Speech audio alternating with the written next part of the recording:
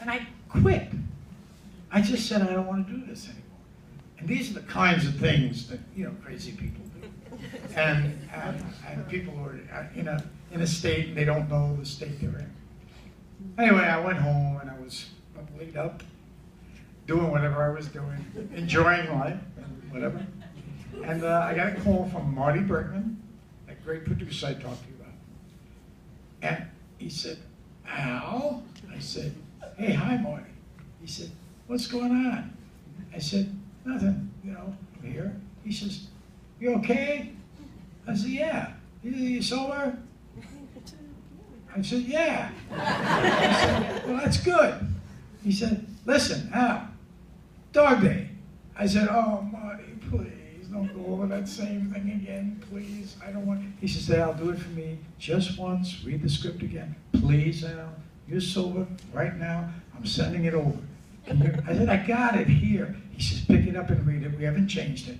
Just pick it up. Read it cover to cover. I beg you, Al. I beg you. I said, all right, I'll do it. And I read it cover to cover. I said, okay, Marty, I'll do this thing. Yes. He said, okay. And then he had to go to work because there was another actor on it, by the way. You don't want to know who either. Yeah, we do. But anyway, it was really he went to town. He went to town. But I don't know what I'm getting at then, but the type, whatever, I was in the midst of that, but I was going with the glow, so to speak. I was trying to get the roles that I felt connected to, that I understood, and get with the great Lumet, the great Sidney Lumet, who directed these things. Forget it. And like I said, these days we're making movies in 6 weeks. Lumet used to make them in 5 weeks. Wow. Yeah, 5 or 6, or maybe 7 the tops. But the truth was, we rehearsed for a month, you know. And then to watch him on that camera and watch how because he liked to go fast. He came out of TV too, and he didn't want anyone to, so he made sure he cut the movie as he shot in certain ways, so no one come in there and recut it. You know, he had that thing, but he was great. But I was writing on what was out there, what was being offered to me, and then I got, you know, Barry wrote Injustice for All, and I still felt this was a good movie, that I could still be a character in this movie, and that worked. And then I guess I started to want to explore other facets of myself.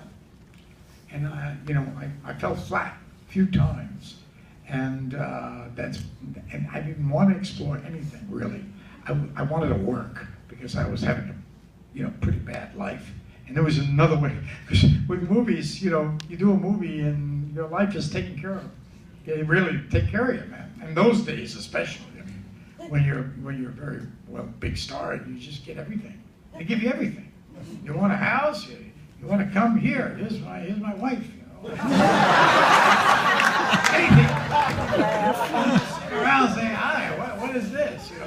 Oh yeah, I'll do the film. Yeah, you're in some fancy place, hotel, meeting fancy people, having wine and dine. And, wow. And then your movie comes out, and it's a bust, boy. You're out. So but you don't want to go through life thinking about that stuff either. So I didn't think I was typed because I used to say I don't care about an image. That was a big thing. When I was younger, I didn't like an image being attached to me. And you can imagine with The Godfather, the kind of image that was, you know, as it was just, that was how they saw me, and still do, by the way. But you said they originally didn't want you for it. Oh, they didn't want me for The Godfather. And here's how things work, in a sense. Because you think of the theater and me being on the stage there doing, I'm not doing what I want to do particularly or don't want to do. I'm doing a part, and hopefully, it's a job. It's a job, And then I was doing it, and I did it okay, and then I actually won a Tony for it, and then I got Francis Coppola saw it, and he wanted me for another movie. Did you know that? Bore you with that story on the set? No? Well, anyway, he wanted me for another movie, not The Godfather. Not the Godfather. No, he wanted me to play a professor. You know, he's such a good writer, Francis. He wrote Patton. He's a good screenwriter, really good. And he wrote this wonderful movie about a college professor who falls in love with one of his students, and his life's totally ruined. And it had mythology in it. It was surreal, beautiful movie. And he wanted me to play it. And I went out to San Francisco, to Zoetrope, and there was Spielberg and Lucas and all these people at Zoetrope in San Francisco, and they were all shooting pool and stuff. They looked like technophiles to me when I saw them. They were really a different breed, you know. Except Coppola took me around, got to know him. I got to know him in 5 days, spent all the time with him. And so he got to know me also. That's another thing. So, of course, when they tried to use me, when he wanted it, he served me up to be in the film, to Warner Brothers or something. And they said, huh? What? That guy? You know, what are you doing? Who is this guy? And Fred says, no, I like him for the party. Are you crazy? So they threw Coppola out. They threw the movie out. So, you know, I was bad luck for him. But he came back a year later and he called and said, listen, I got a film. It's so interesting. I said, Francis, I hadn't talked to him in a year. He says, listen, I'm doing The Godfather. Now, I thought him, you know, I thought he was on something, whatever. But I did have one thought. When I heard him say that, I thought, you know what? Paramount is pretty smart if they're going to pick him. Because I just felt this guy had something going on, and everybody did. You could feel it. And he said, no, I'm really doing it. No, I said, really? I humored him a while, and then I thought, no, he might be doing it.